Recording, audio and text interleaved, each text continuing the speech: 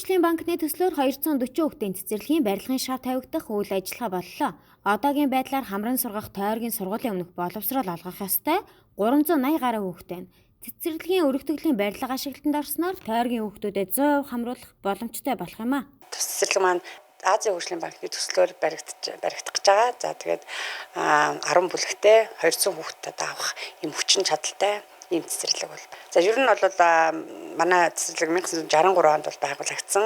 За 125 хүүхдийн хүчин чадалтай. Гэвч одоогор бол Сүхбаатар дүүргийн 10 дугаар хорооны 200-аад хүүхд бол манай цэцэрлэгт хамрагддаг байгаа. За энэ цэцэрлэг ашиглалтанд орж хүүхд авч эхэлснээр бол манай хамран сурах тойргийн хаалганы гадна үлдэж байгаа 100 гаруй 200 гаруй хүүхдүүд бол бүрэн хамрагдах. Ер нь бол хамран сурах тойргийнхаа хүүхдүүдийг 100% юм хамруулах юм боломж бол нэгдэж байгаа.